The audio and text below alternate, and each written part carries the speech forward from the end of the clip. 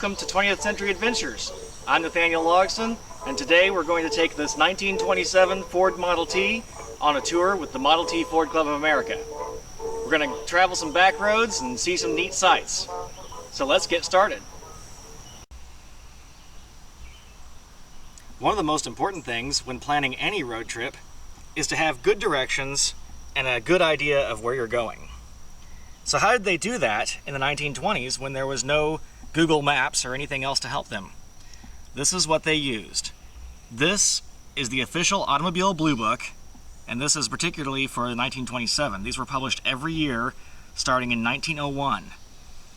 And this has very precise directions with mileages to show you where to go. If anyone is familiar with MapQuests, they kind of worked the same way. It's kind of outdated now with GPS and Google Maps, but MapQuest would give you directions with mileage to each turn. And that's how this works. So here we can see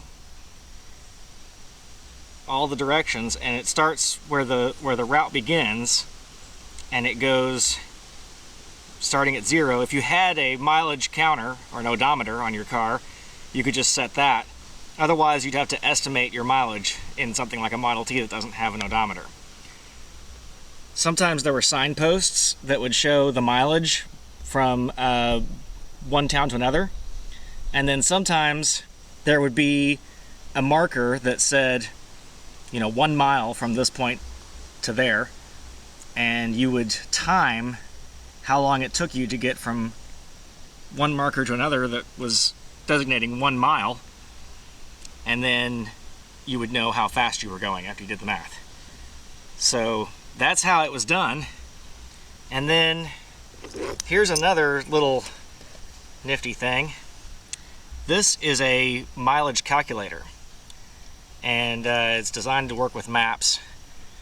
And it's got nautical miles and inches to miles, centimeters to kilometers. It's got it all. So what you would do with this is you would, when you roll the little wheel here, it moves. So we'd set it for 0, and then we'd find ourselves a map like this one that's to scale. And then, let's see, we're in the US, so let's use this side. Now I'm not at 0. So we'll go back to 0.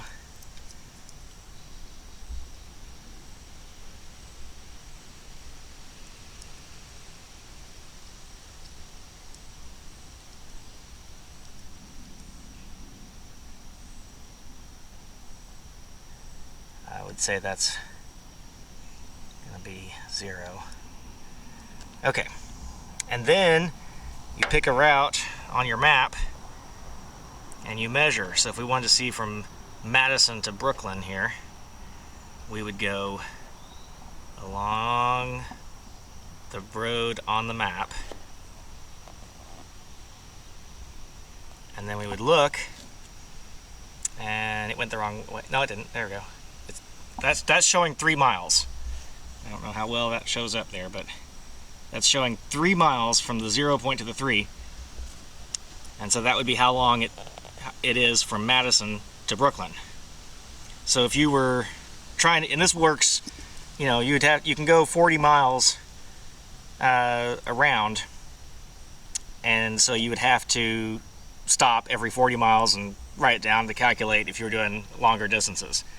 But that's a great tool. Not everybody had those, but that's just something really neat that I thought you guys would like seeing. So, all right, so what you would do is you'd figure out your route. Now they did have a cover that you could buy for these books that was a big leather cover, vinyl cover, I think it actually was. Early version of vinyl. More of a painted canvas, I guess, rubberized canvas.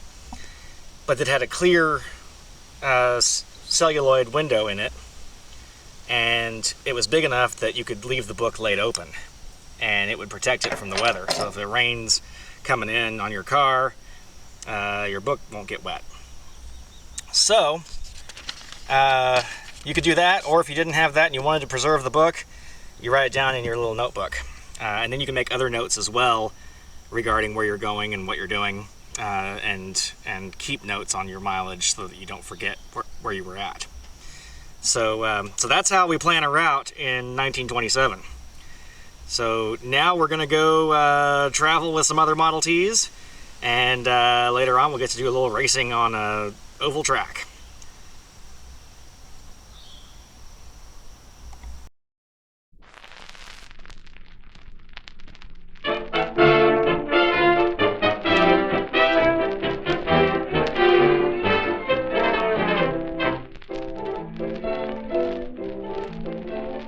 I don't care for diamond rings, real estate and other things. What's $1 million more or less? I don't care to own a yacht, fame can mean an awful lot. My ambition you would never guess. I want to get myself an automobile with a horn that goes. I'll be in heaven when I'm there at the wheel and the darn thing blows. I never had a girl that I could pet, 'cause with a face like mine, they're hard to get.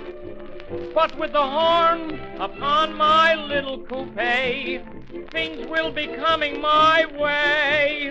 Let me tell you why girls won't pass me by. They must fall for my... I want to get myself... Pull over there. Pull over. What's the matter with you? What's the idea of coming down here at 40 miles an hour? Besides, you're driving on the wrong side of the street. And I had my hand up and you went right ahead. I suppose you know you'll lose your license for this. The joke's on you, officer. I ain't got a license. Come on. I want to get myself an automobile with a horn that goes. It's the only horn that has sex appeal when the darn thing blows. The girls will flock around each time it's played, and I'm the piper who must be paid. Let me give you boys a bit of advice. If your girls are like ice, if you can get by with your scotch and rye, then I loan you my... Ah. Hey, get that tin can out of there, will ya? What do you mean, tin can? Well, that's what it is. You heard me. Is that so? Yes, that's so. Well, wait till you hear this. Well, let's hear it. I've got some information that will open up your eyes. I'm sure that when you hear it, it will take you by surprise. Ford has made a lady out of Lizzie. It's hard to realize it, but it's true. I hope that she behaves a whole lot better than the Lizzie that so many people knew. It always was a rattling good car. It shook you up for fair. They say it still is rattling good, but the rattle's gone somewhere. So many things go with this car, you get your money's worth. They've thrown in everything, I guess, except the Pullman berth. Oh, Ford has made a lady out of Lizzie. It's hard to realize it, but it's true. I hope that she behaves a whole lot better than the Lizzie that so many people knew. Gas house Jake got into one. He rode with two-gun Pat. When they got out, they washed their necks and down the high silk hat. Oh, Ford has made a lady out of Lizzie. It's hard to realize it, but it's true. I hope that she behaves a whole lot better than the Lizzie that so many people knew. She used to shake the shimmy as she traveled down the street. Hilda Gray wouldn't ride in one, 'cause she had to take a back seat. Oh, Ford has made a lady out of Lizzie. It's hard to realize it, but it's true. I hope that she behaves a whole lot better than the Lizzie that so many people knew. They let you pay so much a month, they're generous, you see. You pay 2 years and wait a year for your delivery. Even old John D. is saving dimes for a sedan. He's gonna try to buy one on the new installment plan. Oh, Ford has made a lady out of Lizzie. It's hard to realize it, but it's true. I hope that she behaves a whole lot better than the Lizzie that so many people knew. Overland and Chevrolet are worried as can be. They're working overtime, 'tis said, to bring Ford misery. They sent detectives to his home. They hid behind a chair, threw gasoline in his coffee cup and dandruff in his hair. No longer can you call this lady Lizzie. She's not the old tin can that we once knew. For now, Miss Elizabeth Van Sliver, and she lives way up on Lincoln Avenue.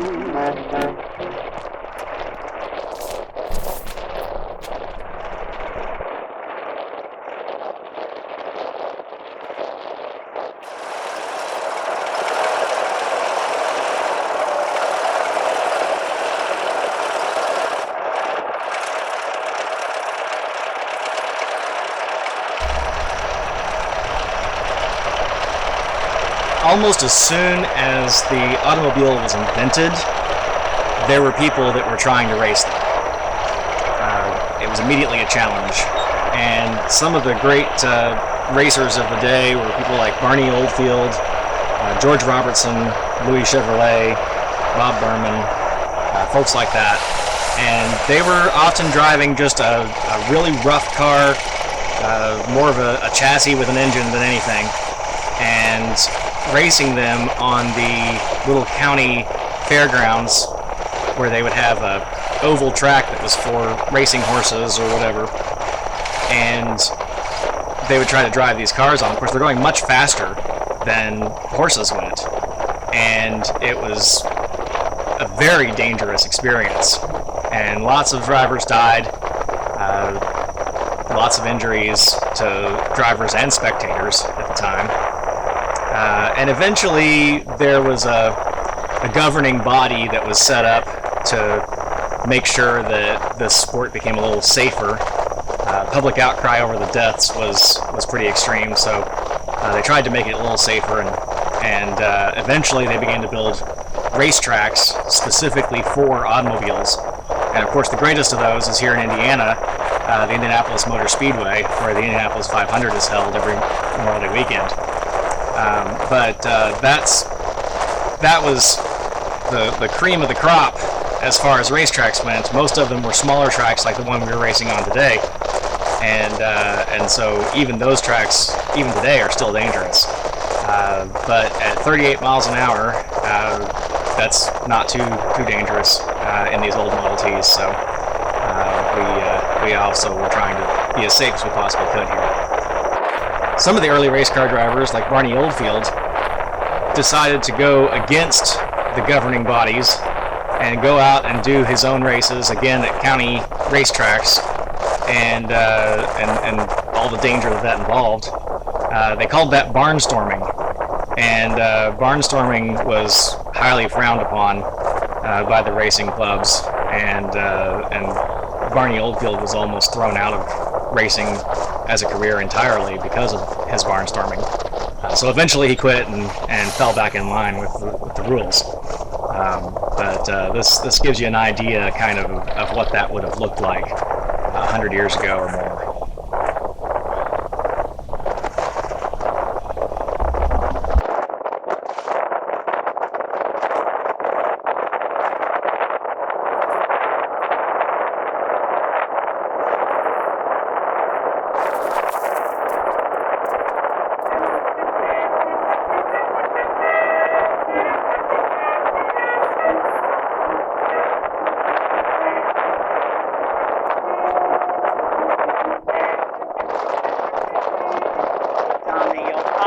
Bought an automobile. He took his sweetheart for a ride one Sunday. Johnny was parked up in his best Sunday clothes. She nestled close to his side. Things went just dandy till he got down the road. Then something happened to the old machinery. That engine got his goat, off went his hat and coat. Everything needed repairs. He'd have to get out and get under, to fix his little machine. He was just dying to cuddle his queen, but every minute when he'd begin it, he he'd have to get under, get out and get under. Then he'd get back at the wheel. A dozen times they'd start to hug and kiss, and then the darn old engine, it would miss, and then he'd have to get under, get out and get under, and fix up his automobile.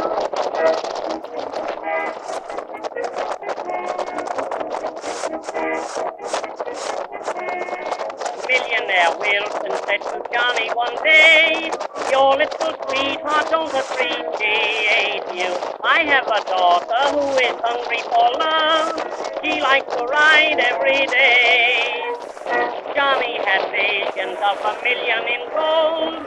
He took her riding in his little auto, but every time that he went to say marry me, 'twas the old story again. He'd have to get under, get out and get under, to fix his little machine. He was just dying to cuddle his queen, but every minute when he'd begin it, he'd have to get under, get out and get under. Then he'd get back at the wheel. Every time that he would reach for a kiss, it seemed a darned old spark plug it would miss, and then he'd have to get under, get out and get under, and fix up his automobile. He'd have to get under, get out and get under, to fix his little machine. He was just dying to cuddle his queen, but every minute when he'd begin it, he'd have to get under, get out and get under. Then he'd get back at the wheel.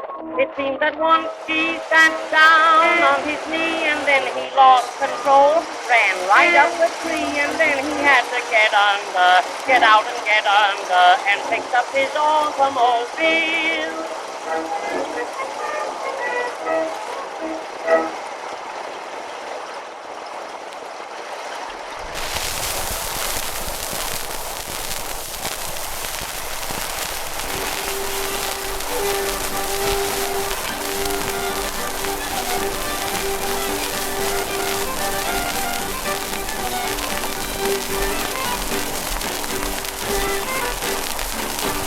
Whoa, ain't in tune. Hey, Donna, tell me you're buying a new automobile. Yeah, that's me a ash can car. What kind of a car is that? That's a second-handed Ford sedan. Give you a little tune now and tie it to my new Ford sedan.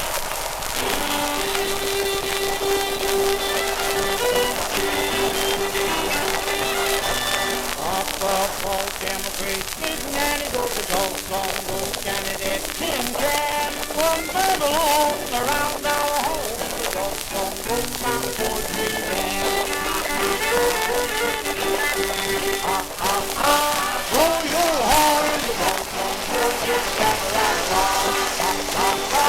Blow your horn, the dog song goes just back right along.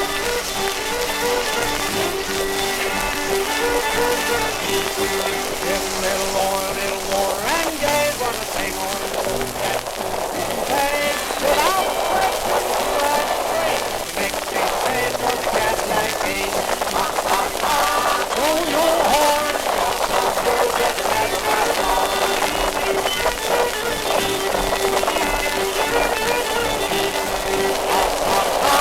Blow your horn, go get the cat right on. Muddy and pouring down rain, had a head on the lane with the cell on the train. Make the rain hit a full out tire. Didn't need nothing but a little good car. Blow your horn, the dog song boy, just got a right along.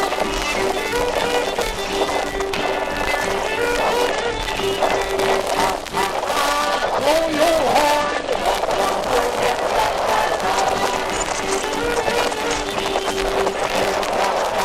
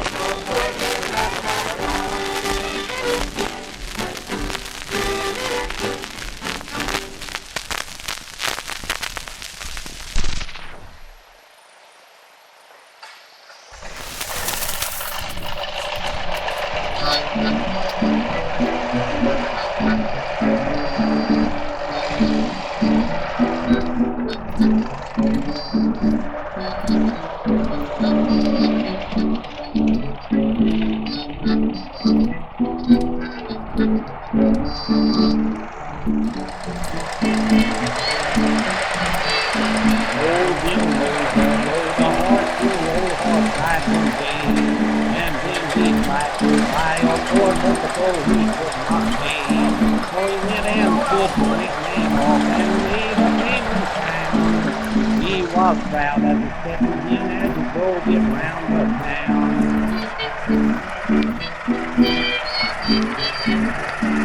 Old Bill Moser nursed his board like a baby 2 weeks old.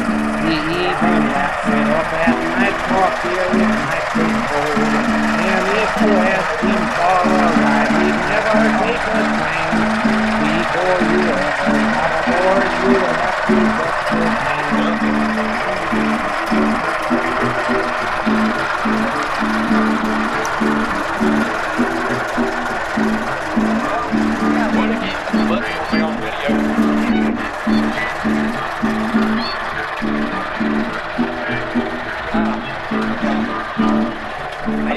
$5 for a picture. What am I going to charge for this? He started home from work one day, driving his Ford along, making 14 miles an hour with his engine singing a song. Big massive Ford came up behind, and as he turned a curve, he hit Bill Moser in the rear and busted up his nerve.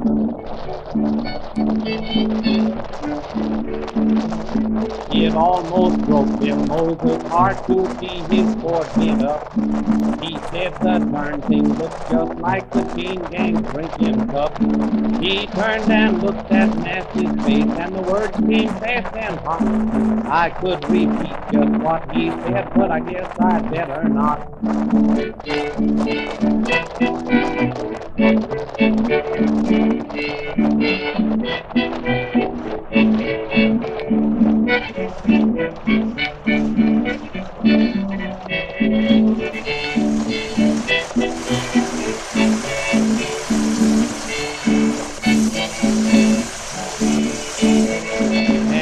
Bill's working night and day to pay the rent and all. His Ford looks like a tin of blues and the engine's got a fall.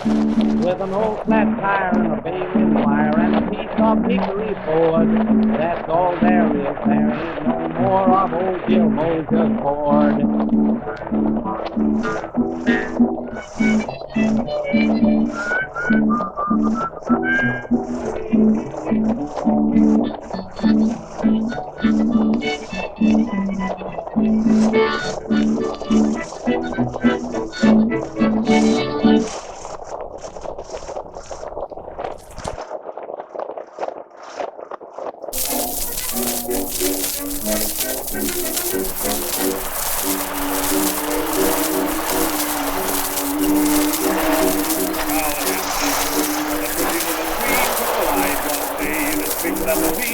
The car kicked up and the engine wouldn't crank. There wasn't any gas in the gasoline tank.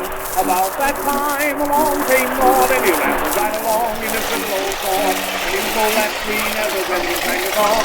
This little old Ford just rambled right along. And this little old Ford just rambled right along. And the little old Ford just rambled right along. The gas burned down in the big machine, but the darn little Ford don't need gasoline. The big limousine had to back downhill. The blame little Ford is going up still. When she blows out a tire, just wrap it up. Well, we're back wire, home now, and right. what an experience that was.